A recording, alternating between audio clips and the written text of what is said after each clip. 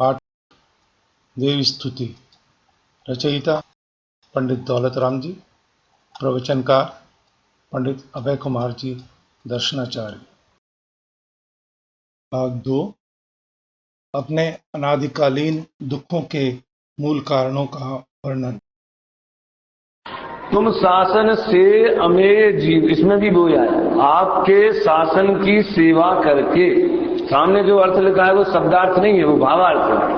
आपके बताए हुए मार्ग पर चलकर अमेय अनंत जीव शिव गए, जानी और जे हैं, तीनों काल भूतकाल में जा चुके हैं, भविष्य में जाएंगे और वर्तमान में जा रहे हैं। ये क्रम हमेशा चलता रहेगा। ये कैसे? आपके शासन की सेवा। तो वही शासन की सेवा माने आपके उपदेशों का पालन करके। शासन माने क्या होता है? तो वो परिणमन किया तो सेवन हो गया, उस रूप परिणमन किया तो सेवा हो गया। मैं तो लौकिक अर्थ और यहाँ के अर्थ की तुलना करता। भव सागर में दुख छार वार। अब अपनी कथा यहां से चालू हुई। अभी तक तो भगवान की कथा है, आगे के 6वें छंद तक भगवान की कथा है। तो एक 6 छंदों में आप 2-3 प्रश्न बना सकते हैं कि जिनेंद्र भगवान का क्या स्वरूप है, समझ में आया? तो उनकी अनंत चतुष्टय है, परम शांत मुद्रा है, ऐसे पॉइंट लिख सकते हैं, हमारे अध्यापक जी लिखा देंगे। और जिनेंद्र भगवान की सबसे बड़ी विशेषता क्या है, उसको हाईलाइट करने के लिए कि आप सकल ज्ञेयों को जानते हुए भी अपने आत्मा के आनंद में लीन हैं। ये सबसे बड़ी विशेषता ख्याल में आए ना। और इस तरह ये जिनेंद्र भगवान का स्वरूप और उनकी विशेषता। एक 4थे छंद को अलग से प्रश्नोत्तर में ढाल सकते हैं। तुम गुण चिंतत वाला, कि जिनेंद्र भगवान का दर्शन करने से क्या लाभ होता है। तो निज पर विवेक प्रगटे और अनेक आपदाएं बिघटे। ख्याल में आए ना? तो आपदाएं माने बिघटे माने क्या हो जाएगा? बीमारी दूर हो जाएगी। लोग तो यही समझता है कि गरीबी दूर हो जाएगी, बीमारी दूर हो जाएगी, कोई केस फंसा हुआ है इनकम टैक्स में तो वो सुलझ जाएगा। अरे ये ऐसी कामनाएं तो भैया पाप बंध का कारण होती हैं। ये मोह द्वेष भाव जो है यही आपदा है और यही आपदा नष्ट होती। ऐसे उपासना पूजा में आता ना कि सुख संपत्ति बहु होए तुरंत ही। तो लोगों को ऐसा लगता है सुख संपत्ति मैंने घर में दूध दही घी समझ लो और पैसा धन दान सोना चांदी, सुख संपत्ति बढ़े। अरे सुख रूपी संपत्ति तो अतीन्द्रिय आनंद की संपत्ति बढ़ती है, इस पर किसी का ध्यान नहीं जाता। सबको सुख संपत्ति बढ़े मानो गाड़ी बंगला मकान ये सब जो परिग्रह जिसको दादा ने पाप बताया है वो तो जिनागम बताता है, तो वो उस तरफ ध्यान जाता है। तो यहाँ 7वें छंद में उसके उत्तरार्ध से अपनी कथा चालू की। किसने? कवि ने। भव सागर में दुख छार वार। इस भव समुद्र में दुख रूपी छार माने खारा जल भरा हुआ है। उससे पार उतारने के लिए तारन को और न आप तार, यानी आपके अलावा और दूसरा कोई नहीं है जो हमें उस भव समुद्र से पार उतार देवे। यह लकी। मैंने जब ये देखा, ये मुझे पता चला कि आप ही एक ऐसे हो कि जो भव समुद्र से पार कर देते हो। निज दुख गद हरण काज, अपने दुख रूपी रोग को दूर करने के लिए। इसमें बाद में जो अर्थ लिखा है उससे भी आप लगा सकते हैं। तुम ही निमित्त कारण इलाज, एकमात्र मेरे दुख रूपी रोग का इलाज करने वाले कौन हो? आप हो। ये उन्होंने थोड़ा इसमें तत्व भी भर दिया। इसलिए मेरा एक वो प्रसिद्ध वाक्य आपने कई जगह पत्रिकाओं में अन्य जगह देखा होगा, भक्ति अध्यात्म और सिद्धांत। जैन भक्तियों में 3 धाराओं की त्रिवेणी बहती। जैसे इलाहाबाद में कहते हैं ना गंगा जमुना और सरस्वती का संगम है और लोग उसमें स्नान करते हैं तो उनके पाप धुल जाते हैं, ऐसा लोग मानते हैं। उधर भक्ति अध्यात्म और सिद्धांत तो जब इसमें भगवान की महिमा की बात आवे तो भक्ति है, ख्याल में आत्म कल्याण की बात आवे तो अध्यात्म है, और बीच में कुछ सैद्धांतिक रिश्तों में ही निमित्त कारण, तो उपादान तो मेरा मैं ही हूं, लेकिन आप ही मेरे दुख दूर करने में निमित्त हो। और यहाँ निमित्त उपादान पढ़ाने की जरूरत नहीं है, तो इतना ज्ञान कराना, आप निमित्त कारण हो। जाने ताते में शरण आए, आपको निमित्त कारण में इलाज करने में आप निमित्त कारण हो, ऐसा जाना। ताते माने इसलिए मैं आपकी शरण में आया। उचरो निज दुख जो चिर लहा, अब अनादिकाल से मैंने जो दुख सहे हैं वो मैं आपको बता रहा हूं। यानी मैं आपके लिए एक बात कहता हूं, आपके समझने के लिए। जरूरी नहीं है कि आप अपने छात्र को बताएं या न बताएं, उसकी योग्यता देख के बता भी सकते कि भगवान तो सब जानते, तो फिर अपना टाइम खराब करना और उनका भी टाइम खराब करना है। वैसे कोई उनका टाइम खराब करता नहीं है, कर सकते नहीं, उनका डिस्टर्ब होता है। तुम कुछ भी कहते रहो, उन्हें पहले ही से पता है कि अपन लोग आएंगे और ये क्लास लगेगी, वो क्या कहेंगे, कोई भक्त मंदिर में आएगा क्या कहेगा, उन्हें तो पहले ही से पता है। लेकिन फिर भी जब भगवान सब जानते हैं तो वही बात उनसे कहने की क्या जरूरत है, उसका क्या मतलब है? जब वो जानते हैं तो रिपीटेशन करने से क्या फायदा है?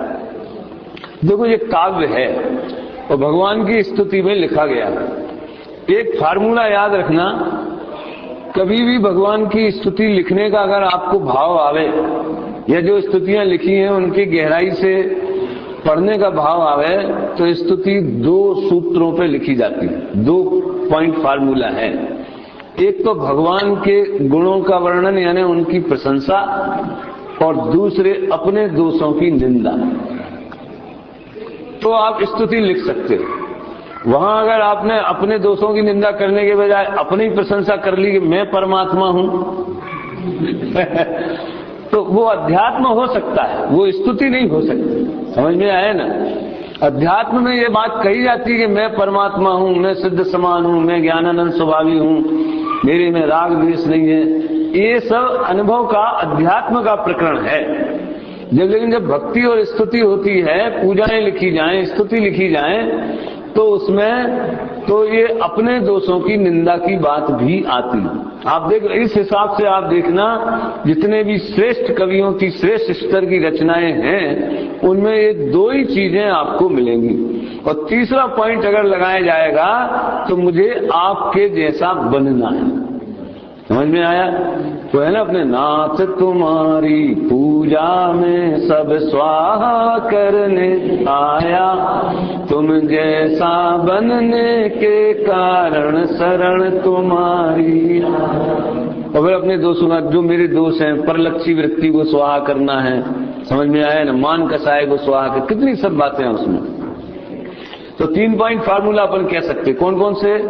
भगवान के गुणों की प्रशंसा, अपने दोषों की निंदा, और उन जैसा बनने की कामना। ये 3 के अलावा चौथी चीज हो गए तो स्तुति का जो स्वरूप है वो विकृत हो जाता है। तो अब इन्होंने अपने दोषों का वर्णन करना चालू किया, और 9वें और 10वें छंद में ये जीव संसार में क्यों घूम रहा है ये भी इसमें बता दिया। अब आप इसमें पॉइंट बना सकते हैं, ये जीव संसार में क्यों घूम रहा है। तो मैं भ्रमो अपन पो विसरी आप। अपन पो माने मेरा क्या है इस दुनिया में, अपनापन मुझे किसमें करना चाहिए। तो अपने स्वरूप को भूल गया। कैसे भूल गया? किसी ने कोई दवाई सुना दी, बेहोश कर दिया, कि कर्मों ने मुझे अपने स्वरूप को भुला दिया। तो आप शब्द जो है ना, वो इसकी, आप माने स्वयं, माई सेल्फ, अपने आप ही, अपने कारण से ही मैं अपने स्वरूप को भूल गया। जब स्वरूप को भूल गया तो क्या हुआ? जो अपना स्वरूप नहीं है उसे अपना माना। तो स्वरूप को भूल गया, ये नेगेटिव, और अपनाए विधि फल पुण्य पाप, ये पॉजिटिव। समझ में आया ना? कि स्वरूप को भूल गया, फिर किया क्या? कि अपनाए विधि फल पुण्य पाप, पुण्य और पाप के फल में जो बाह्य सामग्री मिलती है उसे अपना माना, शरीर को अपना माना, धन पैसे को अपना माना। तो पहला पॉइंट अपने स्वरूप को भूलना, फिर दूसरा पुण्य पाप के फल को अपना मानना, तो तीसरा ऐसे स्वरूप को भूलने में सब आ जाता है। आपको इसमें और उसमें क्या अंतर है, ऐसा अंतर देखने की जरूरत नहीं है। वो तो और रस परिपाक के लिए और बात स्पष्ट करने के लिए वो अलग अलग भाषा में वही बात कही जाती है। निज को पर को कर्ता पहचान, ये तीसरी गलती, अपने को पर का कर्ता मानना और पर को अपना कर्ता मानना। अपने को पर का कर्ता मानना कैसे माना? मैं बोलता हूं, मैं खाता हूं, मैं पीता हूं, मैं ये सब दुनिया के काम करता हूं, अपने को पर का कर्ता मानना। और पर को अपना कर्ता कैसे माना? तो गुरु से ज्ञान हुआ, पुस्तक से ज्ञान हुआ, सामने वाले ने गाली दी इसलिए मुझे गुस्सा आया, आप प्रेम से बोलते हो इसलिए मुझे आपके प्रति प्रेम। यानी अपने में जो पर्याय ज्ञान चारित्र सुख वगैरह की होती हैं, सुख दुख, वो दूसरे से होती है। और हम दूसरों का भला बुरा करते हैं और दूसरे हमारा भला बुरा करते हैं। ये है निज को पर को कर्ता पहचान, ये तीसरी गलती। फिर पर में अनिष्टता इष्ट ठान, किसी पदार्थ को अच्छा मानना और किसी पदार्थ को बुरा मानना। 4 हो गए, अभी 5वां।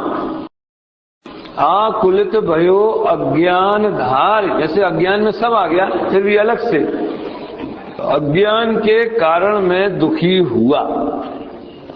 ये नीचे उसका उदाहरण है, ज्यों मृग तृष्णा जान वार। मृग को यानी हिरण को एक मृग तृष्णा होती है, हिरण को लगने वाली प्यास, उसको मृग तृष्णा कहते हैं। ख्याल में आया ना? तो एक होती मृग मरीचिका, उसका मतलब ये होता है कि धूप जैसे जमीन पर पड़ती है तो पानी जैसा भासित होता है, चमकती है, सूर्य की किरणों पर रेत पे चमकती है, ऐसा लगता है जैसे पानी भरा हो गए। तो जान वारी, वारी माने जल, तो वो मृग तृष्णा में मुझे ये बाह्य पदार्थों में सुख रूपी जल भासित हुआ। ये अज्ञान का स्वरूप है। अज्ञान को समझाने के लिए मृग तृष्णा का उदाहरण दिया जाता है। तो अभी कितने 5 पॉइंट हुए, अभी 6वां, तन परिणति में आपो चितार। चितार माने अनुभव किया, माना, समझ में आया, चिंतन किया। क्या? तन परिणति में आपो, शरीर की परिणति में अपनापन अनुभव किया। मैं बालक हूं, मैं वृद्ध हूं, मैं जवान हूं, 7 तत्व संबंधी भूलों में और आएगा। और अंत में कब हूं न अनुभवो स्वपद सार। सारभूत, सार किसे कहते हैं? 3 भुवन में सार, वीतराग विज्ञान, ये भी इन्हीं की 6 डाला दौलत राम दीदी।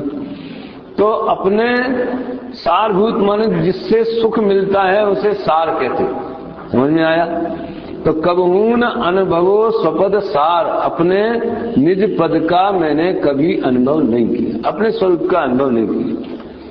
तीसरे 9वें और 10वां छंद महत्वपूर्ण है, जिसमें ये बताया जाता है कि किस तरह से ये जीव दुखी हुआ है। ठीक है? ऐसे 3-4 प्रश्न इसमें बनेंगे। आपको सबसे बड़ी सफलता ये सैद्धांतिक क्लासों की ये है, मैं तो ये कहता हूं कि बाल बोध के 3 भाग और वितराग विज्ञान के 3 भाग, तो वो जैन धर्म का पक्का पंडित बन गया समझ, जिनका भाव पूरा जैसे अच्छी तरह से तैयार हुआ। और तत्व ज्ञान के 1-2 और अगर सीख लिए पूरी अच्छी परफेक्ट होकर के, तो समझ लो A ग्रेड का पंडित हो गया। इतनी ताकत है इन विषय वस्तु इतनी भरी है इनमें। तो उसे आप प्रश्नोत्तरों में बदल के आप स्वयं लिखें। यद्यपि इनकी गाइडें बन गई, समझ में आया ना? और लेकिन वो तो ऐसा है, पका पकाया माल मिल गया, लेकिन आप खुद मेहनत करें तो उसका ज्यादा लाभ होता है। तुमको बिन जाने जो कलेश पाए सो तुम जानत दिनेश। हे भगवान, देखो कह भी दिया और फिर दोबारा ये भी कह दिया कि आप तो सभी जानते हैं। जैसे भी मैंने कहा था ना, भगवान को बताने की क्या जरूरत है, तो एक उत्तर तो ये है कि स्तुति की ऐसी शैली। दूसरा मनोवैज्ञानिक उत्तर, तो भले सामने वाला सब जानता हो, डॉक्टर को सब पता होता है कि आजकल सीजनल बीमारी चल रही है, गर्मी बहुत है तो लोगों को उल्टी दस्त होते हैं, ऐसा होता है, लू लग जाती है, सब पता है, बरसात की बीमारियां, गर्मी की बीमारियां, ठंड की बीमारियां। लेकिन वो जब उसने समझ लो 500 रुपया 1000 रुपया फीस लेकर के अपॉइंटमेंट दिया है और वो 1 मिनट में बता हाँ ठीक है ये दवाई खा लेना, तो सामने वाले को ऐसा लगा कि 1000 रुपये तो ले लिए और कुछ 1 मिनट देखा नहीं, तो उसको संतोष नहीं होता, उसे डॉक्टर पे भरोसा नहीं होता, डॉक्टर की दवाई पे भरोसा नहीं होता, तो उसका रोग भी दूर नहीं होता। रोग दूर करने में सबसे बड़ा कारण मानसिक संबल होता है। समझ में आया? दवाई तो बिल्कुल बहिरंग निमित्त मात्र है। तो जब आ करो और ऊ करो और नीचे और टांग ऊंची करो, नीचे करो, जोर जोर से सांस लो और फिर क्या होता है, ऐसा होता है, वैसा होता है, और आप भी अपनी तरफ से कुछ बताने लगो तो शांति से सुन ले, तो आपको लगता है कि इनने हमारा पूरी तरह से परीक्षण किया है। और अगर वो ये देख ले ये अच्छा मोटा मुर्गा है समझ में आया ना, मालदार आदमी है, तो अपने किसी जो वो होती है ना, क्या बोलते हैं, लेबोरेटरी, उसमें जाकर के चिट्ठी लिख देवे कि आप ईसीजी कराइए, आप ये कराइए, आप ये एक्सरा कराइए, वो कराइए, और वो परसों आके मुझे रिपोर्ट दीजिए, तब आपको ऐसा लगेगा हाँ मेरा कोई बहुत विशिष्ट इलाज चल रहा है। ये मनोविज्ञान डॉक्टरों में होता है, अध्यापक लोग तो बेचारे सीधे साधे होते हैं कोई मनोवैज्ञानिक होना चाहिए। हाँ, आपके इसमें आया अध्यापक को मनोवैज्ञानिक होना चाहिए, लेकिन वो ऐसा डॉक्टर जैसा नहीं होता है समझ में आया ना? तो ये इस मनोविज्ञान का उपयोग यहाँ भक्ति ने भी किया। मतलब हमने अपनी बात वितराग देव के सामने कह दी तो हमारा चित्त हल्का हो गया। देखो, आपसे अगर कोई गलती हो जाए, मान लो आप जा रहे हैं और कार से और आपकी गाड़ी के नीचे कोई बड़ा जीव है, समझ लो बिल्ली है, कुत्ता है, ऐसा अगर आ जाए, मर जाए, आपको कैसा लगेगा उस दिन? आप किसी से छुपा सकते हैं बात। जानबूझ के जो पाप किए जाते हैं वो छुपाए जाते हैं, और अनजाने में जो पाप किए जाते हैं वो बड़ा बोझा बन जाते हैं। समझ में आया ना?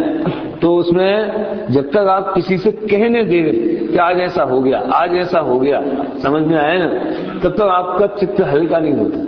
हमारे मुनिराज के लिए भी ये प्रायश्चित है, प्रतिक्रमण है, आलोचना है, ये काय के लिए कि जो गलतियां हो गई वे अपने गुरु से कह दे रहे तो फाइल क्लोज।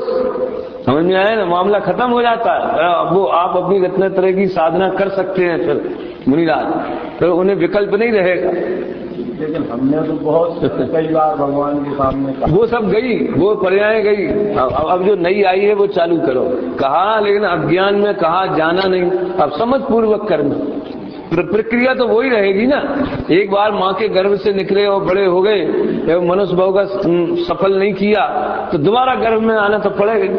समझ में आया ना? खैर, ये इसमें ध्यान देने लायक बात है। तो समझ लीजिए 9, 10 और 11 छंद में अपने दुखों की बात है।